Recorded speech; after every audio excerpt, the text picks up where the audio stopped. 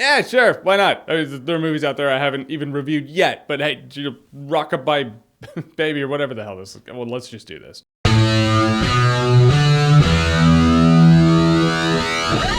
When the bough breaks, the cradle will fall. Symbolism. All right, so When the Bough Breaks is a shitty movie starring Morris Chestnut. All right, this has got to be the third or fourth movie where I've been like, Morris Chestnut was good in that shitty movie. This dude's got to start making good movies and good decisions because I'm going to stop making excuses for him at a point. So basically, there's this couple. They're a successful couple. They want a kid. They can't have a kid. So they do this surrogacy program where someone else carries their fertilized egg and sperm, makes a baby, and you know, like Phoebe did for her brother. So they picked this girl who's sweet and awesome, answered all the right questions perfectly. Turns out she's nuts, and now we have a suspense-ish movie. We don't. It's actually quite a shitty movie that just, it's the road to nowhere. That's what I'm gonna call this. First of all, this movie could have been fine. It could have been like Fatal Attraction. Sure, yeah, that would have been cliche as hell. It would have been safe, but it would have been serviceable. But this movie tries to be more than that, and just, it turns into a wreck where you don't even know how you're going down the road to madness. Like really,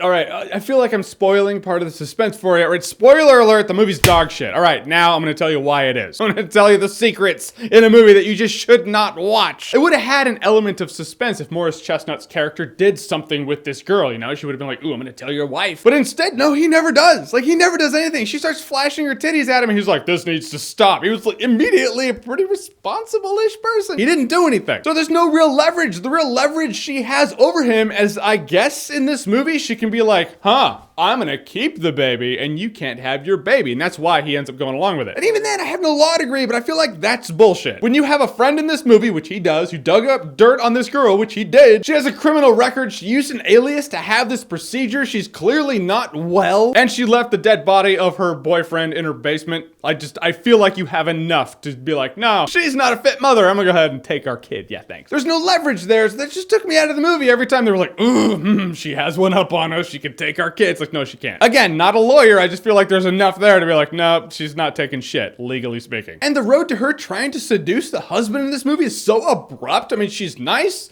She never really loses her shit until like one day she's like, yeah, I just kind of want to sit on that guy's face. And then he doesn't reciprocate, and then she still kind of is flirty about it. There's nothing. There's no tension. The tension's completely defeated. It would have been a cool movie if throughout the movie you're like, is this chick nuts? Is she not? The movie ruins that early on when it establishes that she had this procedure done to scam this couple that she now kind of likes. She did it at the behest of her boyfriend, who's a complete scumbag, and shows us exactly what overacting is. It's like the director was like, put on your villain face all the time. I'm telling you, man, it was so over the top. And I really think anything involving this boyfriend of this surrogate girl, I feel like all of that was filmed 2 months ago. Yeah, like reshoots after the movie wrapped. You take anything and everything involving this boyfriend out of the movie, people get smarter. The movie just gets better. You take the boyfriend out, that means this girl had this procedure done out of the kindness of her heart, and she starts falling for this dude and just starts going nuts. That's better. You take the boyfriend out of the equation, it doesn't spoil the fact that she is actually nuts trying to scam this couple. It's better. You take the boyfriend out of it, she doesn't stab the boyfriend, leave his dead body in her basement for months. She's living with the couple now, so she's not there, but